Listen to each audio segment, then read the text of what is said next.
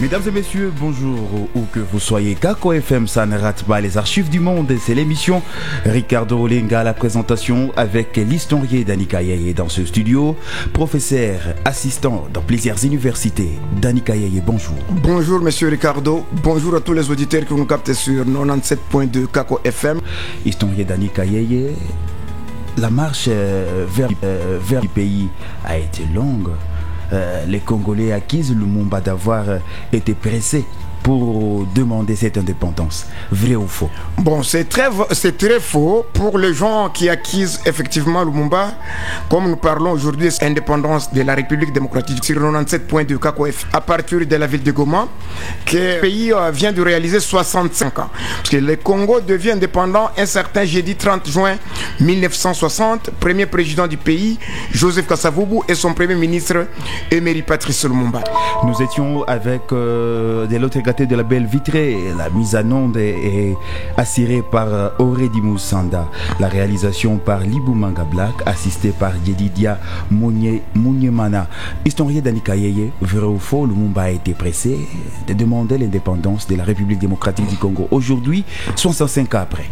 Merci monsieur Ricardo. Vous savez, beaucoup de Congolais, ce qui m'étonne moi, beaucoup de Congolais avec qui je partage, ils m'étonnent quand ils disent que Lumumba avait été pressé pour revendiquer l'indépendance de notre pays. Mais les gens qui nous captent à pareil moment, comme nous parlons de spéciale indépendance de la République démocratique du Congo, ça fait déjà 65 ans monsieur Ricardo, pour les gens qui nous captent. Et les gens doivent savoir que Lumumba n'a jamais été pressé, n'a jamais été le premier Congolais à revendiquer l'indépendance de notre pays. Les gens qui étaient le premier à revendiquer l'indépendance de notre pays, je rappelle bien, c'est pas Lumumba. Je corrige bien l'histoire de notre pays, c'est pas Lumumba. Les premiers Congolais à revendiquer l'indépendance de notre pays, ce sont les soldats congolais. Les soldats congolais. De la force publique qui revenaient de la Deuxième Guerre mondiale. Vous savez, monsieur Ricardo, les soldats congolais de la force publique ont joué un rôle capital dans la Première Guerre mondiale, 14-18, et dans la Seconde Guerre mondiale ou Deuxième Guerre mondiale. Nos militaires congolais. Les militaires congolais. La Deuxième Guerre mondiale commence en 1939 et prend fin en 1945. Vous savez, dans la Deuxième Guerre mondiale, c'est l'armée congolaise qui avait libéré l'Éthiopie. La ville de Sayo, en chassant les troupes italiennes, faisant plus de 9000 militaires tués italiens. La force publique, selon les livres de l'historien Eli Kiambokolo et de l'historien congolais Pamphile Mabiala, c'était la meilleure force noire venue d'Afrique parmi toutes les forces qui venaient d'Afrique. Ah bon? Et puis les gens qui nous captent apparemment doivent savoir, monsieur Ricardo, que c'est la force publique que vous appelez le FARDC aujourd'hui. C'est la force publique qui avait libéré le Cameroun, le pays de Samuel Eto'o. Le Cameroun. C'est la force publique qui avait libéré la Zambie, la Rhodésie du Nord, que vous appelez aujourd'hui la Zambie, et la Rhodésie du Sud, que vous appelez le Zimbabwe aujourd'hui, les pays chers à Robert Mugabe. La force publique avait pris part à la libération du Nigeria, à la libération de la Libye du colonel Kadhafi. Voilà pourquoi le colonel Kadhafi ne cessait de dire, si on lui donnait des milliers de soldats congolais, il pouvait libérer toute l'Afrique. Il savait pourquoi il le disait, le colonel Kadhafi de la Libye. Paix à son âme, il a été assassiné en 2011. Mais aussi, la force publique a pris part à la libération de l'Égypte. Nous sommes en 42. L'Égypte, n'est-ce pas? Et la force publique est allée même libérer la Palestine.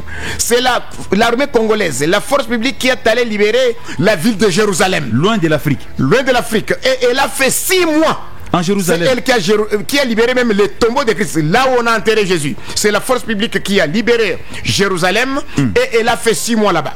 C'est par après, suite à sa bravoure, à la bravoure des soldats noirs congolais, qu'on va les envoyer maintenant prendre part à la libération de la France, au débarquement de Normandie. Là, nous sommes le 6 juin 1944 avec le général américain, le 34e président, Dwight David Eisenhower, qui était devenu le 34e président des États-Unis d'Amérique. Mais aussi à part ça, la force publique a pris part à la libération de la Grèce. De la Grèce. Et puis elle a été même envoyée très loin en Asie, dans un pays appelé la Birmanie. Là, nous sommes vers le sud-est de l'Asie. Donc, la force publique a joué un rôle très capital car elle a participé à la libération de plusieurs pays, pas seulement africains, mais aussi européens et asiatiques. Et à part ça, M. Ricardo, les gens qui disent que Lumumba a été pressé, Lumumba n'a jamais été pressé puisqu'il n'a jamais été le premier à revendiquer l'indépendance. Toutes ces forces publiques qui revenaient de la Deuxième Guerre mondiale, vous savez que la Deuxième Guerre mondiale a pris fin, n'est-ce pas, avec les bombardements d'Hiroshima et de Nagasaki. Le premier bombardement d'Hiroshima, c'était le 6 août 1945 à 8h15, heure de Tokyo. À 8h. À 8h15, heure de Tokyo. La deuxième bombe atomique, fabriquée par l'uranium congolais, venu de Shinkolobwe, là nous sommes au Katanga, va tomber sur la ville de Nagasaki le 9 août 1945.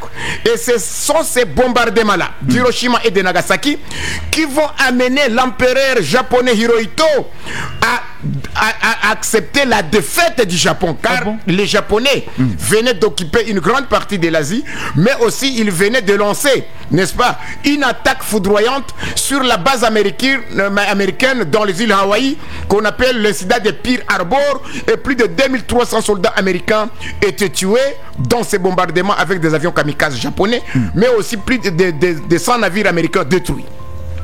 C'est dans ce contexte, M. Ricardo, que les forces publiques vont entrer en danse. Ils vont participer à la libération de plusieurs pays que je vais citer, mais aussi tous ces soldats-là qui revenaient de la Deuxième Guerre mondiale.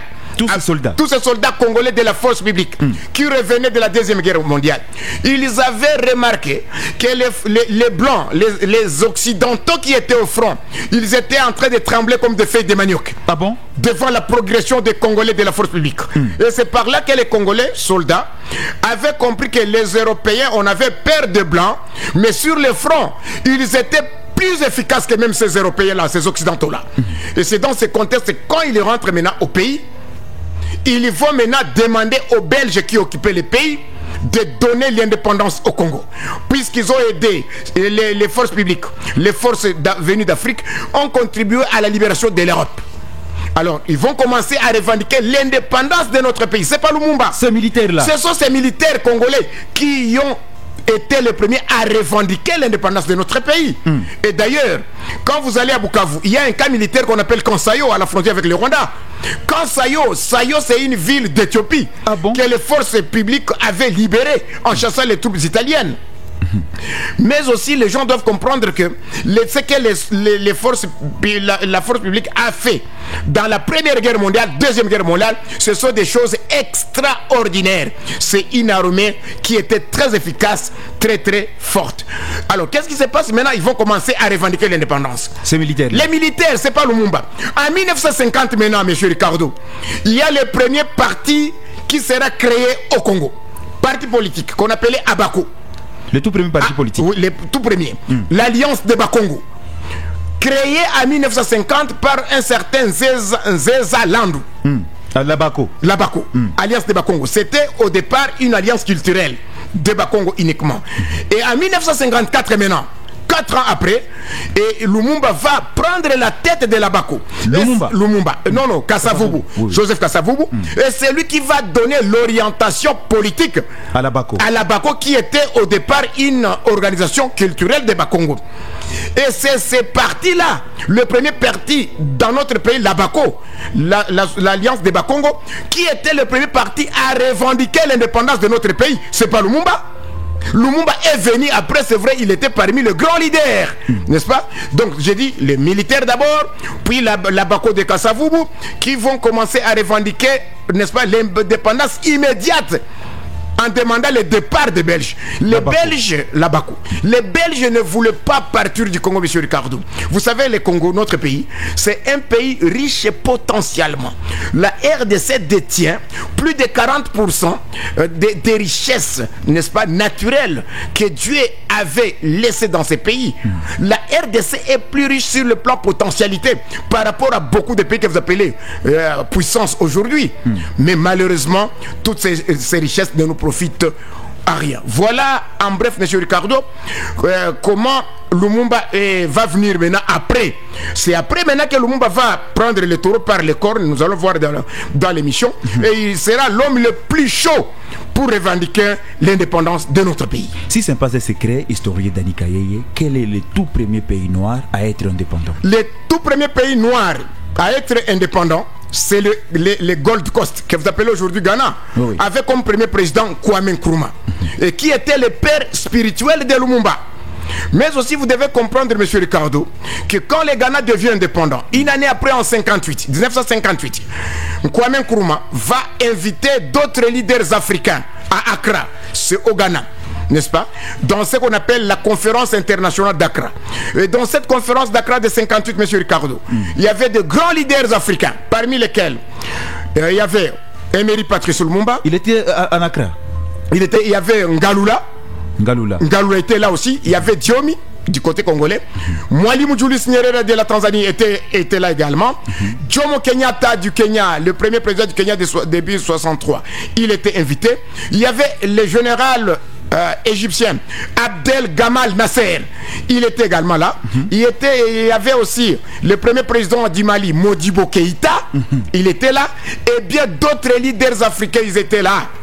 Et c'est dans cette conférence de 58, la conférence internationale d'Accra, en prenant la parole, le premier président du Ghana indépendant, Kwame Nkrumah, va demander aux leaders africains de continuer la lutte pour libérer leur pays, et le Ghana était derrière eux. Ça, c'est Kwame Nkrumah. Après leur indépendance, à 57, n'est-ce pas? En 57, le Ghana devient indépendant. D'autres pays étaient encore occupés, étaient encore colonisés.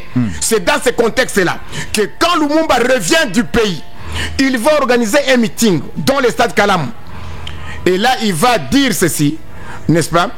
Il va demander aux Congolais de se tenir prêts. Et il va aller de se tenir prêt à arracher aussi l'indépendance par la force, puisque les Belges ne voulaient pas partir.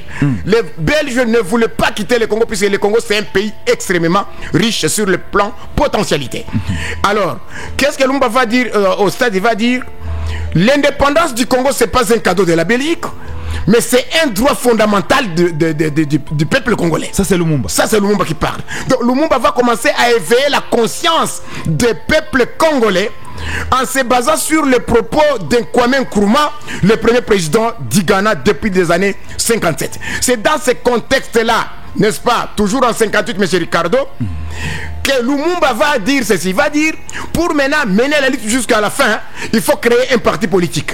Lumumba va créer son premier parti politique en 1958, qu'on appelait MNC, Mouvement National Congolais. Après la Bako. Après la Bako.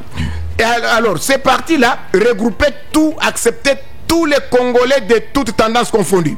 Les Kivusiens, les gens de l'Ouest, les gens du centre, les gens de l'Est et de l'Ouest. C'était un parti rassembleur, puisque Lumumba avait compris que les partis qui existaient au Congo, c'était des partis à caractère tribalo-ethnique.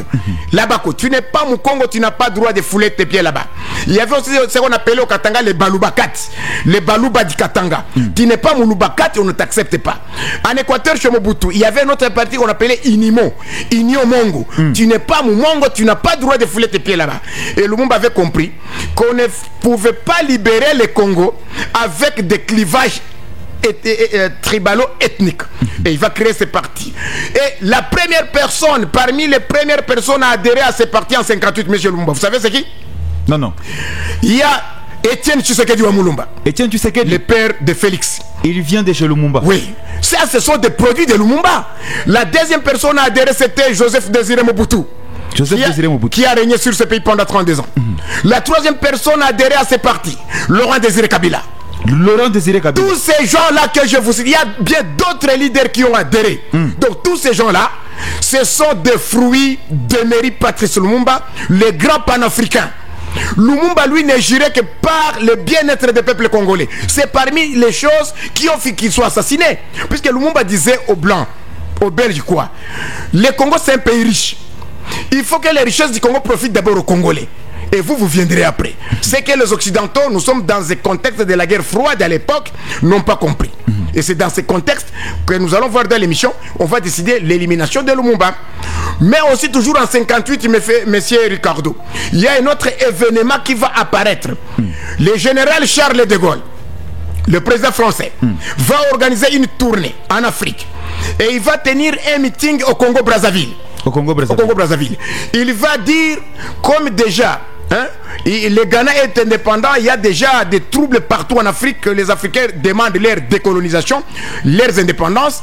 De Gaulle, le général de Gaulle de la France va dire, aux colonies françaises bien sûr, il va dire ceci, ceux-là qui veulent l'indépendance, qu'ils la prennent. Puisqu'il avait compris qu'il y avait déjà des agitations. Ça c'est Charles de Gaulle. Ça c'est de Gaulle. C'est dans ce contexte-là que Lumumba et ses amis vont sauter sur l'occasion, M. Ricardo. Ils vont dire, voilà, le général de Gaulle vient d'accorder l'indépendance aux colonies françaises d'Afrique, mais les Belges ne veulent pas quitter le Congo à cause des richesses du pays. C'est dans ce contexte qu'il y aura des manifestations. Des émeutes. Le 4 janvier 59, M. Ricardo, il y aura un problème très sérieux. Ce jour-là, c'est ça ce que vous appelez la journée des martyrs de l'indépendance. Le 4 janvier 59, il y avait deux grands événements. Monsieur Ricardo, le premier événement, il y avait les meetings de l'Abaco. L'Abaco, Kasavubu devait tenir un meeting pour demander aux Congolais d'être prêts à se révolter pour arracher l'indépendance entre les mains des Belges. Alors, ce meeting de l'Abaco, à la dernière minute, sera annulé par l'administration coloniale belge. Ah bon? À la dernière minute. Alors, les mêmes jours-là, c'était le dimanche 4 juin 59, il y avait un autre événement, il y avait un match de football. Un match de football. Et oui, qui opposait une équipe belge à l'équipe congolaise appelée 20 clubs. 20 clubs étaient déjà là. 20 clubs étaient déjà là. Alors, les Congolais étaient plus forts que les Belges. Maintenant, l'arbitre, comme il était blanc, il a triqué le match jusqu'à ce que les Belges ont marqué un but là suspect et l'arbitre a validé ce but là. Alors les Congolais qui assistaient au match furieux, en colère, ils quittent le stade. En colère, et les autres Congolais qui revenaient de ces meetings-là de l'Abaco, qui devaient être animés par Joseph Kasavubu, en colère, ils vont incendier les biens des Belges, les magasins, les véhicules, ils vont faire quoi? Ils vont incendier les biens des Belges, les magasins, les véhicules, n'est-ce pas? Ils seront même tabassés. Mais la police coloniale belge était violente et elle va intervenir, elle va tirer dans la foule, n'est-ce pas? Dans la foule de manifestants. Selon l'Abaco, il y avait 540 Congolais tués ce jour-là. Selon l'Abaco, ce jour-là, le 4 janvier 59, il y avait 540 Congolais tués, mais selon la police coloniale belge, il y avait 42 Congolais tués. Que ce soit un Congolais, M. Ricardo, que ce soit 500 000, 1 million, c'est toujours le sang des Congolais qui coule. Ce sont ces événements, M. Ricardo, du 4 janvier 59, qui vont précipiter l'indépendance de notre pays. Ce sont ces gens-là qui sont morts le 4 janvier 59 qu'on appelle martyrs de l'indépendance. Ils ont versé leur sang pour que le Congo soit libéré du joug colonial belge. Voilà pourquoi chaque 4 janvier, nous devons célébrer, n'est-ce pas, cette date en nous rappelant de nos frères congolais qui avaient accepté de verser leur sang, mais pourvu que le Congo soit libéré. Et c'est dans ce cadre-là, n'est-ce pas, que le roi belge Baudouin Ier sera contraint de convoquer ce qu'on appelle la table ronde. La table ronde. La table ronde. On part de l'autre côté de la Belle Vitrée avec Aurélie Moussanda qui va nous proposer Indépendance Tcha-Tcha. Et puis on va rentrer dans ce studio de la radio Kako FM. Indépendance Tcha-Tcha, Tozumiye, Otikwaza Tcha-Tcha, Tobakidi, au table ronde Tcha-Tcha, Baganyeo, Otikwaza Tcha-Tcha, Tozumiye, Indépendance Tcha-Tcha, Tozumiye, Otikwaza Tcha-Tcha, Tobakidi, au table ronde Tcha-Tcha, Baganyeo, Otikwaza Tcha-Tcha, Tozumiye, Asoreko Naba.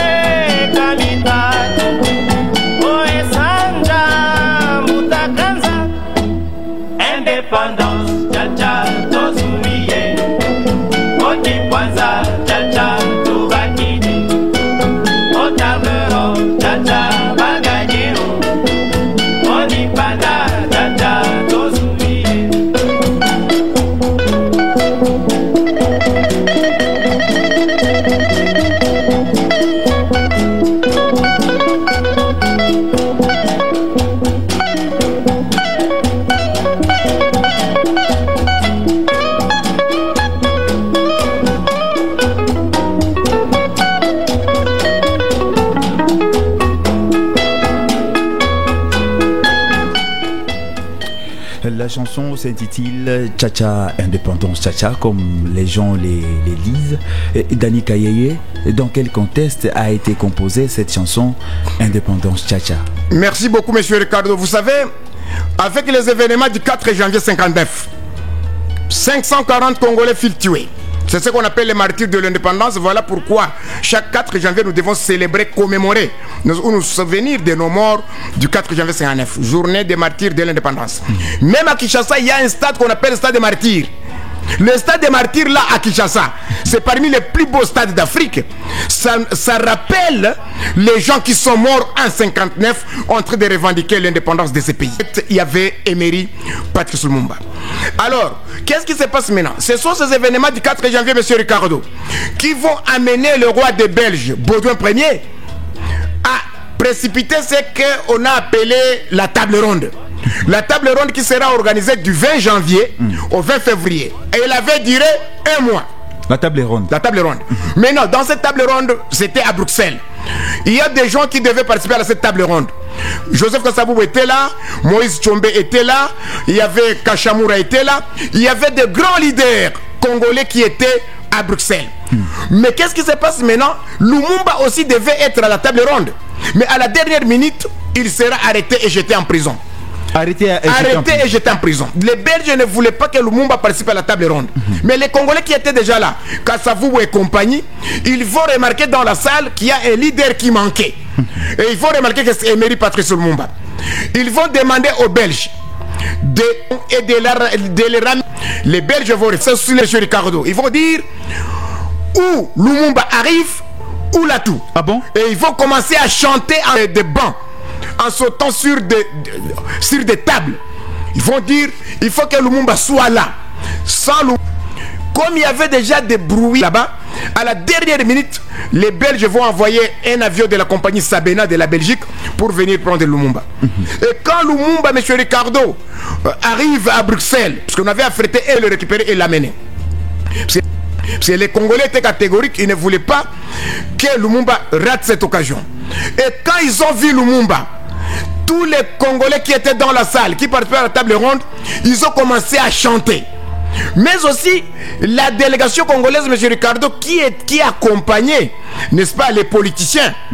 Il y avait aussi un orchestre. L'orchestre. Il y avait un orchestre. Les chanteurs. Il y a Rochero était là, les pères de Youssoufa étaient là. Taboulé. Oui, et d'autres grands musiciens, ils étaient là, n'est-ce pas? Et au moment où ces gens, les politiciens organisaient la table ronde, les musiciens, eux, étaient à l'hôtel. À l'hôtel qu'on appelle l'hôtel Plaza. L'hôtel Plaza. L'hôtel Plaza. À l'époque. À l'époque, il y a un hôtel aussi qu'on appelle la Joie Plaza. Oui, oui. À l'hôtel Plaza, c'est à Bruxelles. Et c'est dans cet hôtel-là qu'ils étaient en train de composer cette chanson-là, Indépendance Tcha-Tcha. Cette chanson était composée dans un hôtel bruxellois, n'est-ce pas, à Bruxelles, par des musiciens congolais. Invités à l'événement. Oui. Alors, quand déjà on a fixé l'indépendance de notre pays, le 30 juin 1960, cette chanson a fait le tour du monde, M. Ricardo. Cette chanson a été jouée dans tous les pays africains qui étaient encore sous les joug colonial occidental. C'est une chanson qui a fait son temps, Indépendance Tcha-Tcha, qui a réveillé tous les autres Africains qui sommeillaient encore une fois. Puisque Lumumba, c'était un grand leader, M. Ricardo. Lumumba, c'est quelqu'un qui a aimé le Congo. Il est mort à 35 ans. Il était encore jeune. Lumumba est mort à 35, il était encore très jeune. Mais lui, il disait ceci. Il avait 6 enfants, il a laissé ses enfants. Lui, il disait ceci, M. Lumumba, M. Ricardo. Il disait, je suis prêt à verser mon sang, mais pourvu que le Congo reste indivisible. Ah bon? Ça, c'était Emery Patrice Lumumba. Je répète, qui disait, je suis prêt à mourir, mais il faut que le Congo reste indivisible. Voilà pourquoi Emery Patrice Lumumba, M. Ricardo, on l'appelle héros. Lumumba a versé son sang pour ce pays. Il a accepté de mourir, de laisser ses 6 enfants pour que le Congo reste indivisible. Et Lumumba, qu'est-ce qu'il disait, n'est-ce pas, quand il réunissait ses partisans, Etienne Tshisekedi, Laurent Désiré Kabila, Mobutu et d'autres partisans du MNC, Mouvement National Congolais, qu'est-ce qu'il disait? Il prononçait une phrase célèbre que les gens d'IDP s'approprient. Il disait le peuple d'abord. Ça, c'est à Lumumba. Ça, c'est la phrase d'Emery Patrice Lumumba. Ce n'est pas l'IDPS. Non. Ça, c'est la phrase d'Emery Patrice Lumumba qui disait le peuple d'abord. Puisque Lumumba disait, même aux Occidentaux, aux Belges, que les richesses du Congo, le Congo c'est un pays très riche, les richesses du Congo doivent profiter d'abord aux Congolais. Et les autres là vont manger après, mais d'abord les Congolais. Lumumba ne voulait pas que les Congolais meurent pauvres, puisque nous avons un pays très riche. Malheureusement, monsieur Ricardo, nous avons un pays riche, mais les Congolais restent l'homme le plus pauvre de la planète. Quelle contradiction! Et Lumumba, lui, c'est lui qui est allé même très loin. Laurent Désiré Emery Patrice Lumumba qui disait, monsieur Ricardo, il disait quoi? Il disait ne jamais trahir le Congo. Ça, c'est aussi Lumumba. Ça, c'est Lumumba. Ce n'est pas Laurent Désiré que Kabila. son élève fidèle, Laurent Désiré Kabila, avait gobé. Vous savez, un élève intelligent, il imite son maître. Il imite son maître. Toutes ces phrases-là, ce sont des phrases d'Emery Patrice Lumumba que ses élèves ont imité, puisqu'ils ont senti qu'en Lumumba c'était un panafricain. Lumumba c'était un panafricain. Lumumba ne parlait pas seulement pour le Congo, monsieur Ricardo. Lumumba plaidait, n'est-ce pas, pour toute l'Afrique. Voilà pourquoi quand vous parlez des noms de Lumumba partout au monde, quand vous allez à Moscou chez Poutine, il y a une université qu'on appelle Emery Patrice Lumumba. À Moscou. À Moscou. Quand vous allez en Égypte, au Caire, puisque les enfants de Lumumba après sa mort, ces enfants sont allés grandir au Caire, chez son ami Abdel Gamal Nasser. En Égypte. En Égypte. Le président, n'est-ce pas, égyptien, le général, qui avait nationalisé le canal de Suez en 1956. Alors, quand vous allez dans d'autres pays comme la Guinée, d'un certain Ahmed Sékou Touré, n'est-ce pas, il y avait un billet de 10 francs guinéens avec l'effigie de Lumumba. Ah bon? En Guinée. J'ai un ami à moi, Traoré, c'est un Guinéen. Non, c'est un Malien. Il me disait quoi? Il me disait que Lumumba était ami au premier président du Mali, Modibo Keïta. Il était ami au Modibo Keïta. Premier président du Mali. Et pour les Maliens, quand vous parlez du nom de Lumumba, c'est tous les Maliens qui s'inclinent, puisqu'ils savent les combats que Lumumba a menés en tant que panafricain, en tant que nationaliste, en tant que grand leader africain dans la décolonisation de l'Afrique. Si on l'appelle héros, personne ne peut contester Lumumba. Même le ciel, même l'enfer connaît que Lumumba c'est un héros. Il a lutté pour que le Congo accède à son indépendance. Et Dieu même Albert Kalonji, et qui va installer même sa capitale à Bakwanga. Bakwanga que vous appelez aujourd'hui Bujimaï. C'est l'ancienne appellation de Bakwanga. Oui, alors, Lumumba avait compris que le pays, les complots de balkaniser le Congo ne datent pas d'aujourd'hui. Les complots de balkaniser le Congo commencent à la conférence de Berlin, en 1885, quand on partageait l'Afrique comme un gâteau. Mais il y a des leaders qui continuaient à s'opposer, parmi lesquels Lumumba. Et Lumumba, voilà pourquoi on l'appelle héros, M. Ricardo. Lumumba a joué un rôle très capital dans la décolonisation du Congo-Kinshasa ou Congo belge, mais aussi dans l'émancipation de tous les pays noirs d'Afrique. Il y a peut-être l'avant-dernière question. Quelle a été la réaction internationale à l'assassinat de Lumumba? Mais c'est la même communauté internationale qui a joué un rôle très capital dans l'assassinat de Lumumba. Vous savez, la Belgique a joué un rôle très capital, n'est-ce pas? D'ailleurs, au mois de janvier, il y a déjà un procès qui va commencer à Bruxelles. Ah bon? Autour de la mort de Lumumba, il y a un procès au mois de janvier, M. Ricardo. Au mois de janvier, il y a un procès qui va commencer à Bruxelles autour de la mort de Lumumba. Les grandes puissances, la Belgique, ont joué un rôle très capital dans son assassinat. Puisque nous sommes dans la guerre froide, on ne voulait pas, si on vous accusait seulement d'être communiste, les capitalistes ne pouvaient pas vous laisser. Surtout que les pays capitalistes, les États-Unis, la France, l'Angleterre, la Belgique, tous ces pays ne voulaient pas que le Congo tombe entre les mains de l'Union soviétique avec tout ce que le pays a comme minerai. Donc, gérer le Congo. Il y a un président américain des années 60 qu'on appelait Kennedy, John Kennedy. Qu'est-ce qu'il disait? Nous sommes en 60. Le président américain John Kennedy en 60, il disait ceci: celui qui contrôle le Congo, il contrôle l'Afrique. Celui qui contrôle le Congo, il contrôle l'Afrique. Donc vous comprenez que le Congo c'est un pays en vie depuis la nuit des temps. Contrôler le Congo, c'est contrôler l'Afrique. Confère aussi la phrase de Frantz Fanon. Donc vous allez comprendre que nous vivons dans un pays de lait et de miel. Et dans la Bible, M. Ricardo, quand on parle du paradis, là, mais le paradis, vous le retrouvez où? Là, vous parlez comme un bishop. Un bishop. Ouais. Le paradis, vous le retrouvez où? Il y a des gens qui se trompent. Il y a des gens qui cherchent le paradis ailleurs. Alors que le paradis, c'est la RDC. Voilà pourquoi il y a de multiples guerres dans ces pays, n'est-ce pas, à la recherche des minéraux, des richesses de ces pays.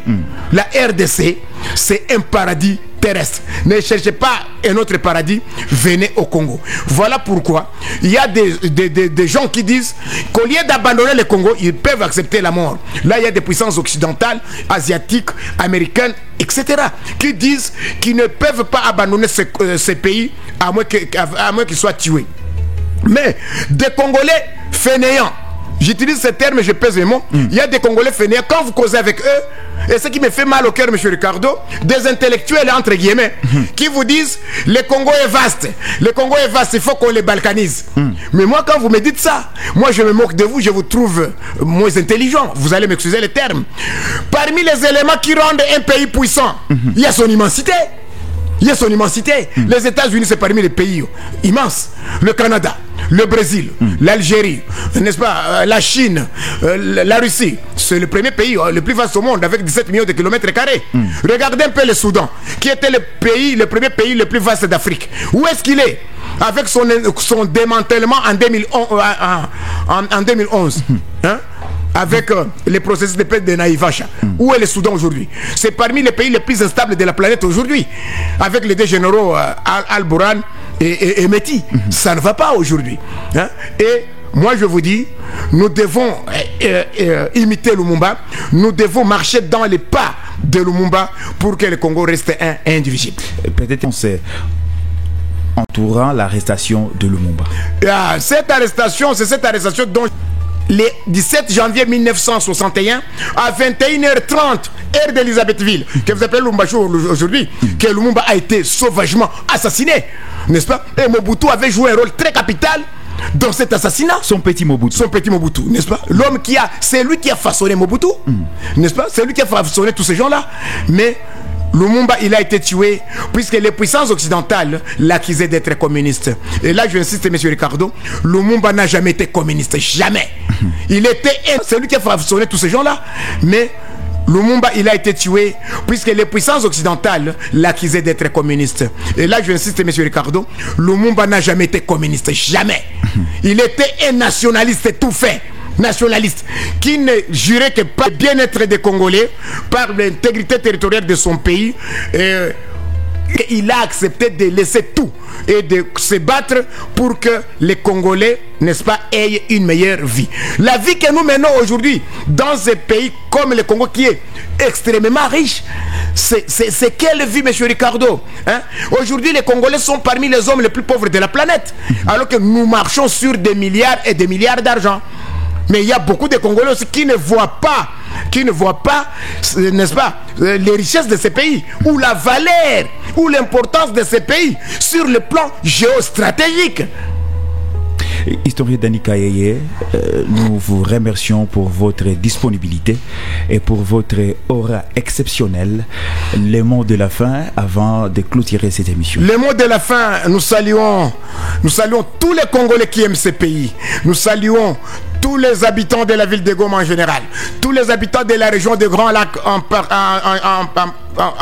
général, et en particulier ceux de la ville de Goma. Mais aussi nous demandons au peuple congolais, qu'il soit à l'intérieur du pays ou à l'extérieur du pays, d'imiter Emery Patrice Lumumba. C'est quelqu'un qui a aimé ce pays. Il a accepté de verser son sang pourvu que le Congo restait indivisible. Et il avait dit, Lumumba c'est quelqu'un qui militait pour que les Congolais vivent une vie aisée, n'est-ce pas? Lumumba c'est quelqu'un qui a accepté, qui a démontré à la face du monde que quand on est unis, on est fort. Mais quand on est divisé, on est faible. Et Lumumba était contre, M. Ricardo. Il était contre le tribalisme, le colonisme, l'ethnisme. Lumumba le régionalisme. Lumumba n'acceptait pas ça. Voilà pourquoi il avait créé un parti politique, le MNC en 58, Mouvement National Congolais. C'était un parti rassembleur par rapport à d'autres partis qui existaient à caractère tribalo-ethnique comme la Bako, l'Union Mongo, comme le Balubakati du Katanga et d'autres partis. Lui, il avait compris que non, pour développer le Congo, nous devons être un. Mais en nous divisant, le Congo sera fragilisé et le Congo n'ira nulle part sur le plan international. Aurédi Moussanda était à la mise en onde, Libumanga Black à la réalisation, assisté par Jedidia Mounyemana. Ricardo Lenga était à la présentation de cette émission. Les archives du monde, fixons-nous rendez-vous le mardi prochain. Au revoir et à la prochaine. Congo nde mboka ngo mokengeli koi, mboka ngo mokengeli léopard.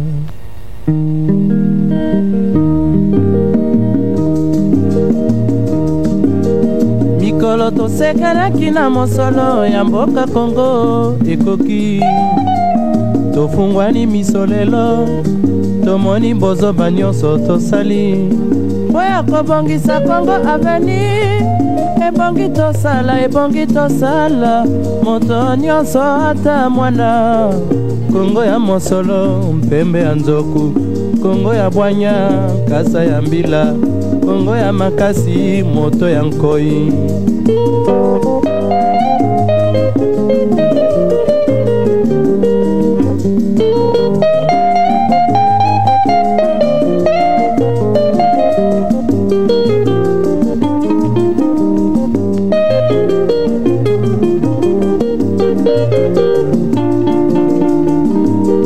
Mikolo tosekanaki na mosolo ya mboka Kongo ekoki, tofungwani misolelo tomoni bozoba nyonso tosali oya kobongisa Kongo aveni.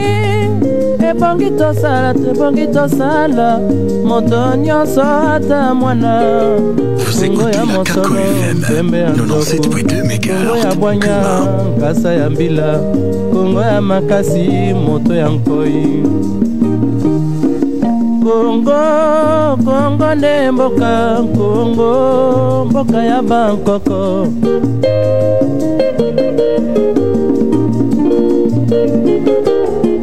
Kongo boko mona pamba lobi, boko lula yango.